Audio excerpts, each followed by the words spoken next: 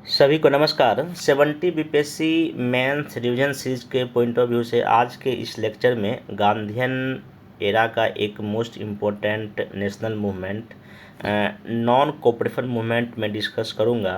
ठीक ना। इसके पहले वाले लेक्चर में नेशनलिज्म इन इंडिया को मैं काफ़ी अच्छे से डिस्कस किया था, जिसमें कि 1885 से लेके 1915 तक का जो भी इम्पोर्टेंट घटनाक्रम भारत में घटा है उसको मैं डिस्कस कर दिया था। इसका मैं वीडियो बना के अपलोड कर दिया, आप उसको देख लेंगे। अब इस लेक्चर में मेनली मैं पूरा का पूरा जो असहयोग आंदोलन आपका होता है, इसका क्या पृष्ठभूमि या क्या कारण था, क्या कार्यक्रम या प्रोग्राम था, किस तरह का मास मूवमेंट था, क्या इसका नेचर था, क्या इसका रिजल्ट निकला, और बिहार में इसका क्या मेन इस मूवमेंट में बिहार का क्या भूमिका था, इन सारे डायमेंशन को हम अच्छे से कवर करेंगे।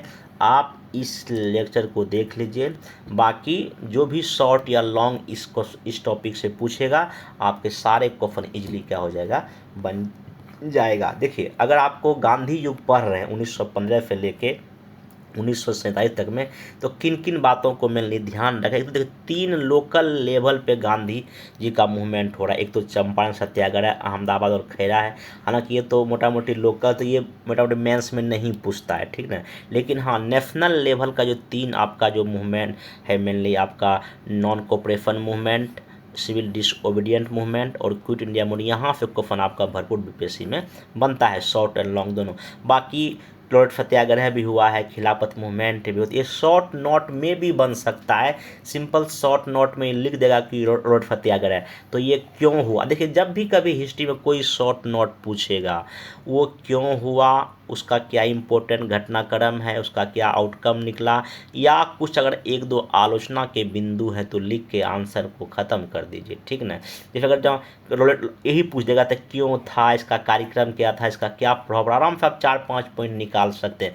एक बात और ध्यान रखिएगा, हो सकता है कि हिस्ट्री में कुछ शॉर्ट क्वेश्चन ऐसा पूछेगा जो आप नहीं पढ़े हों, लेकिन हाँ, अगर पीटी में अगर कभी पढ़े हों, उसको भी रिकॉल करके आप 4-5 पॉइंट लिख के आराम से 3 नंबर तो ला ही से। देखिए, ऐसा नहीं होगा कि आप जो सब पढ़ के जाएंगे वो वही सेम टू सेम है। 1-2 क्वेश्चन ऐसा एक्स्ट्रा मेंस में हो सकता है, लेकिन हाँ, ऑन स्पॉट अगर दिमाग लगाएंगे तो आप उसको भी लिख लेंगे। इसी का नाम आपका क्या है, एग्जाम है। आइए आज के इस टॉपिक को मैं अब शुरू करता हूँ। देखिए, असहयोग आंदोलन और बिहार में आप क्या कीजिए, जब भी कभी कोई टॉपिक पढ़िए तो मोटा मोटी एक इंट्रोडक्शन आप इसको तैयार कर सकते हैं। जिनका इंग्लिश मीडियम है, इसको लेक्चर को देख लीजिए। इसका मैं पीपीटी अच्छे से नहीं बना पाया था, इसलिए मैं इसको हिंदी में ले रहा हूँ। बाकी आगे मैं कोशिश करूँगा कि दोनों मीडियम में मैं इसको बताऊँ। देखिए, तो इसका मोटा मोटी मूवमेंट फॉर इसका इंट्रोडक्शन आप क्या लिख सकते हैं कि इंडियन नेशनल मूवमेंट के इतिहास में 1920 का वर्ष एक महत्वपूर्ण प्रस्थान बिंदु रहा है, क्योंकि महात्मा गांधी के नेतृत्व में असहयोग आंदोलन शुरू हुआ। साथ ही अब स्वतंत्रता संघर्ष की लड़ाई केवल शिक्षित मध्यम वर्ग तक ही सीमित नहीं रहा, बल्कि यह किसान, मजदूर, महिलाओं तक पहुंचकर जन आंदोलन का रूप धारण कर लिया। इस तरह का फ्लो में भूमिका लिखें।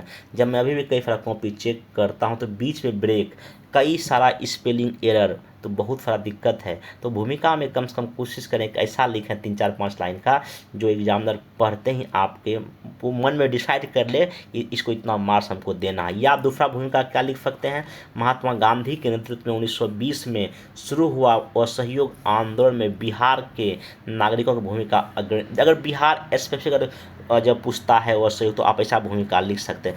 अब आते हैं कि इस मूवमेंट का क्या काउज या क्या कारण था। आपको पता है कि प्रथम विश्व युद्ध के बाद उत्पन्न आर्थिक कठिनाई है, मुद्रास्फीति बढ़ गया था, ठीक ना, करों का बढ़ना, प्लेग या सूखा पड़ गया था, मॉन्टेस्क्यू चैम्सफोर्ड सुधार से कोई राहत नहीं मिला था 1919 के एक्ट से, और इसी समय आपका आ गया रॉबर्ट एक्ट।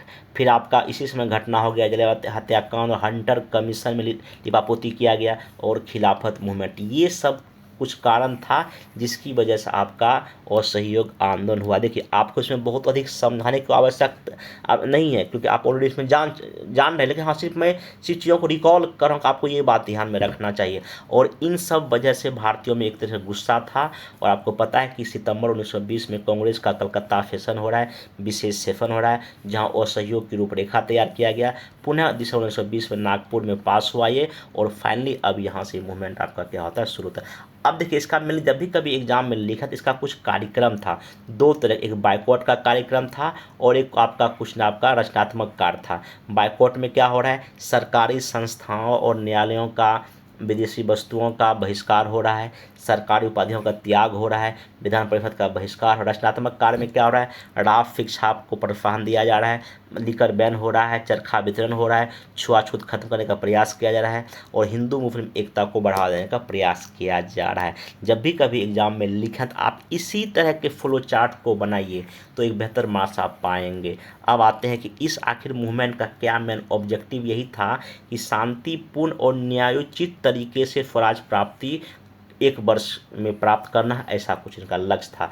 अब आंदोलन के विभिन्न फेज की अगर हम बात करते हैं तो फर्स्ट फेज देखिए कहाँ से कहाँ क्या हुआ। लगभग जनवरी 1921 से लेकर मार्च 1921 तक में शिक्षण संस्थाओं और न्यायालयों का बहिष्कार बाइकआउट किया गया। इसमें मोतीलाल नेहरू, जवाहरलाल नेहरू और भी कई लोग थे, ठीक ना।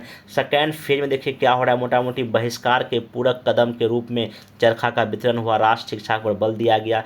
यहाँ बिहार विद्यापीठ और भी कई मतलब कि भारत के अलग अलग हिस्सों में ऐसे विद्यापीठ की स्थापना होता है। थर्ड फेज देखिए लगभग ये जुलाई 1921 से लेकर नवंबर 1921 तक में क्या हो रहा है, विदेशी वस्तुओं का बहिष्कार हो रहा है, शराबबंदी की मतलब किया जा रहा है। और लास्ट फेज देखिए लगभग नवंबर 1921 से लेकर फरवरी 1922 तक में एक वर्ष के भीतर स्वराज हासिल करने का लक्ष्य घोषित और उसी के अनुरूप रणनीति निर्धारण, परंतु कौन सा घटना हो गया, जो घटना की वजह से ये मूवमेंट को वापस ले लिया गया। तो आप इस तरह के कुछ अगर बना पाते हैं, अगर लॉन्ग क्वेश्चन पूछा है ऐसे करके कब कब क्या क्या हुआ, आप ये भी थोड़ा सा इंडिकेट कर सकते हैं अपने आंसर कॉपी में। अब जब कभी अगर सिंपल क्वेश्चन ये पूछेगा कि नॉन कोऑपरेशन मूवमेंट में मास भागीदारी या लोगों की भागीदारी कैसी थी, जन भागीदारी कैसी थी, तो उसकी चर्चा करना तो क्या क्या लिखेंगे। देखिए मिडिल क्लास की भूमिका, व्यावसायिक वर्ग की भूमिका, किसान की, जनजाति की, विद्यार्थी की, महिलाओं की, वकील की, हिंदू सब की मुफ्त, तो आप ऐसे करके सभी की जन भागीदारी को क्या करेंगे, दिखाएंगे। और चूँकि ये चोरी चोरा घटना के बाद ये मूवमेंट वापस ले लिया गया था। अब कभी कभी क्वेश्चन मेंस में इस तरह से पूछ देता है आखिर क्या वजह था कि इस मूवमेंट को वापस लिया गया, क्या वजह था, ठीक है। देखिए गांधी जी कहते हैं, मैं हर प्रकार का दमन, हर प्रताड़ना, हर उत्पीड़न सहन कर सकता हूँ, यहाँ तक कि अपनी मृत्यु का वर्णन कर सकता हूँ, लेकिन आंदोलन हिंसक हो जाए यह बर्दाश्त नहीं कर सकता। ये यंग इंडिया में लिखते हैं कब, 26 फरवरी 1922 को, ठीक है, ऐसा कहते हैं। और देखिए अगर इस मूवमेंट को आगे बढ़ाया जाता तो हिंसा हो जाती, तो आंदोलन का हिंसक रूप लेना सरकार को दमन करने का मौका दे देती, आंदोलन हिंसक हाथों में चला जाता, आंदोलन धीरे धीरे थकाने वाला भी हो रहा था। तो इन सब वजह से जो है ना ये मूवमेंट को वापस ले लिया गया। आप ऐसा पॉइंट एग्जाम में लिख सकते हैं। अगर हम इस आंदोलन के मूल्यांकन या प्रभाव की अगर बात करते हैं, आंदोलन में मध्यम वर्ग की तुलना में किसानों मजदूरों की भागीदारी कहीं अधिक प्रभावकारी थी, ठीक ना। शिक्षण संस्थानों के बहिष्कार से राष्ट्र शिक्षा का विकास हुआ, शराबबंदी अभियान का महत्वपूर्ण साबित हुआ। हालांकि देखिए आपका सविनय अवज्ञा में भी तो शराबबंदी था, लेकिन यहाँ भी असहयोग में शराबबंदी का कार्यक्रम था, ठीक ना। जन आंदोलन में तब्दील हुआ, साथ ही साथ भारतीय जनता के मन से ब्रिटिश सत्ता का भय हमेशा के लिए खत्म हो गया। जस्टिस ब्रूमफील्ड का कथन है गांधी जी के बारे में, यदि भारत में घट रही घटनाओं की वजह से सरकार के लिए सजा के इन वर्षों में कमी और आपको मुक्त करना संभव हुआ तो इससे मुझसे ज़्यादा और कोई खुश नहीं होगा। जब ये सजा दे रहे थे गांधी जी को, जब कहा कि नहीं आप ही वजह से पूरा घटना सब कुछ हुआ है, तो ये जज का ऐसा कहना है। कितना अच्छा इसे गांधी जी के बारे में बोलते हैं, ठीक ना। अब देखिए इसका कुछ नेगेटिव प्रभाव ये पड़ा कि लॉन्ग टर्म रूप में कहीं ना कहीं सांप्रदायिकता का विकास इसमें हो रहा है, ठीक ना। और कांग्रेस में आगे जाके इसमें कुछ फूट भी होता है, ठीक, ये आप इसमें देख सकते हैं। जब भारतीयों का उत्साह अपने चरम बिंदु पर था, आंदोलन वापस लेने की घोषणा किसी राष्ट्रीय विपत्ति से कम नहीं था। ये सुभाष चंद्र बोस जी का स्टेटमेंट है इस मूवमेंट के रिगार्डिंग, ठीक ना। आप इसे करके भी लिख सकते। अब इसका बिहार में क्या था, बिहार के रेफरेंस कर हम बात करते हैं। देखिए घटनाक्रम देखिए, अगस्त 1920 में बिहार प्रांतीय राजनीतिक सम्मेलन में ही असहयोग प्रस्ताव का समर्थन कर दिया गया। भागलपुर में डॉक्टर इसके अध्यक्ष थे, परंतु विधिवत शुरुआत नागपुर अधिवेशन में के बाद ही हुआ था। देखिए बिहार में प्रमुख गतिविधि क्या क्या था, सरकारी संस्थाओं का बहिष्कार, न्यायालयों का बहिष्कार, विदेशी वस्तुओं का, कपड़ों का बहिष्कार, रचनात्मक कार्यक्रम। अब बिहार में अगर मास मूवमेंट की हम बात करते हैं, जन भागीदारी की हम बात करते हैं, तो क्या क्या देखिए, वकील की, कांग्रेस नेताओं की, विद्यार्थी, शिक्षक की, किसान, मजदूर की, ट्राइबल्स लोगों की, महिलाओं की, मध्यम वर्ग की, पत्रिकाएं का, और यहाँ भी कहीं कहीं नशाबंदी चीज़ आप दिखा सकते हैं। तो बिहार में इस तरह की भागीदारी और डायमेंशन बांट के लिखेंगे, आप बेहतर नंबर की ओर जाएंगे। देखिए, असहयोग आंदोलन के क्रम में मजरूल हक, राजेंद्र प्रसाद, ब्रजकिशोर प्रसाद आदि ने विधान परिषद से उम्मीदवारी वापस ले ली। मौलाना मजरूल हक जी कहते हैं, एक मुसलमान होने के नाते वे उस सरकार से सहयोग नहीं कर सकते जो इस इस्लाम को बर्बाद करने पर तुले हुए हैं, तथा एक हिंदू के रूप में भी वो इस सरकार से सहयोग नहीं करेंगे जिनके हाथ पंजाबी भाइयों के खून से रंगे हुए हैं। देखिए, आप अपने एक आंसर में जब इस तरह के अगर कोई 1-2 स्टेटमेंट लिख देते हैं ना, तो आंसर में जान आता है और आपको 1-2 मार्क्स एक्स्ट्रा मिलने का चांस होता है, ठीक ना। अब वकालत कई लोगों ने, ब्रजकिशोर प्रसाद जी ने, दीपनारायण सिंह ने आपको वकालत करना छोड़ दिया। शिक्षक छात्र के ऊपर हम देखते भूमिका, तो शिक्षण संस्थाओं के बहिष्कार के आह्वान के प्रति भी बिहारी छात्रों का रुख सकारात्मक रहा। राष्ट्रवादी छात्रों ने सरकारी संस्थाओं के नाम कटवाकर राष्ट्र महाविद्यालय में नाम लिखवा लिया। बद्रीनाथ वर्मा, जगन्नाथ प्रसाद जैसे शिक्षक नेशनल कॉलेज से जुड़ गए। फरवरी 1921 में बिहार विद्यापीठ का स्थापना हो गई। लगभग 25,000 से अधिक छात्र राष्ट्र शिक्षा प्रणाली से क्या कर गए, जुड़ गए। अगर हम मिडिल क्लास की भूमिका अगर हम इसमें वर्णन करें, तो मजरूल हक ने सदाकत आश्रम खोला, ठीक न। शाहाबाद में नशाबंदी आंदोलन शुरू हुआ। नवंबर 1921 में कांग्रेस वर्किंग कमेटी के निर्देश पर बिहार कौमी सेवक दल की स्थापना की गई, जिसे वह सहयोग आंदोलन को अहिंसक और शांतिपूर्ण बनाए रखने का जिम्मेदारी सौंपा गया था। व्यावसायिक वर्ग में अगर देखते हैं तो फरवरी 1922 में भागलपुर में झंडा कांड हुआ, जिसमें औद्योगिक प्रदर्शनी के दौरान ठेकेदारों द्वारा झंडा फहराया गया, ठीक ना। महिलाएं भी इसमें भाग ले, रेखा पे प्रिंस ऑफ वेल्स के आगमन का बहिष्कार सरला देवी ने किया था, लिख सकते हैं। पत्रिकाएं में doctor Rajendra Prasad first light का संपादन किए। मजरूल हक ने द मदरलैंड का नाम का अखबार निकाला, जो भी कहीं ना कहीं असहयोग आंदोलन को आगे बढ़ाने का क्या किया, काम किया। इस तरह असहयोग आंदोलन में बिहार की भूमि या जमीन काफ़ी उर्वर रही तथा सभी वर्गों ने भाग लेकर ब्रिटिश सत्ता से लोहा लिया, साथ ही साथ आज़ादी का मार्ग भी क्या किया, प्रशस्त किया। अगर आप इसका अगर आंदोलन के महत्व या परिणाम पर जो भी अगर लिखना है, महत्व में लिखना है, देखिए महात्मा गांधी के जीवनीकार लुई फिशर ने लिखा है, असहयोग भारत और गांधी जी के जीवन के एक युग का ही नाम हो गया था उस समय। और सहयोग शांति की दृष्टि से नकारात्मक किंतु प्रभाव की दृष्टि से बहुत ही पॉजिटिव था। इसके लिए प्रतिवाद, परित्याग और स्व अनुशासन आवश्यक थे। यह स्वशासन के लिए एक प्रशिक्षण या ट्रेनिंग स्थल था। ये कहीं ना कहीं इसके महत्व को दिखाता है, परिणाम को दिखाता है। भारत का यह प्रबल जन आंदोलन था। इसने पूरे देश में राजनीतिक चेतना को ऊंचा उठा दिया और गांधी जी देश के सबसे बड़े नगरों में प्रतिष्ठित हो गए।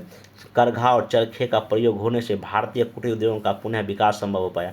इस मूवमेंट ने ब्रिटिश साम्राज्यवाद को भारत में जड़ से हिला दिया। किसान, मजदूर, छात्र, वकील, अन्य सामाजिक तबके के लोगों ने इससे पहले इतने बड़े लेवल पर एकजुट होकर कभी आंदोलन नहीं किया था। कांग्रेस के अंतर्गत भी स्वराज पार्टी का जन्म इसी आंदोलन का परिणाम माना जाता है। कांग्रेस के बाहर साम्यवादी भावना का विकास हुआ। क्रांतिकारी राष्ट्रवादी का जन्म भी यहीं से कहीं ना कहीं हो रहा, और युवाओं का जनता से इस समय थोड़ा सा मोहभंग हो गया था, ठीक, क्योंकि जब देखा कि जो लक्ष्य था जब प्राप्त नहीं हो, तो युवा लोग जो है ना कुछ मोहभंग हो गए थे। इस मूवमेंट के कारण देश और बिहार में हिंदी का राष्ट्रवाद के रूप में जबरदस्त प्रचार प्रसार हुआ। राष्ट्र शिक्षा संस्थानों की स्थापना इसमें हुई थी, ठीक ना।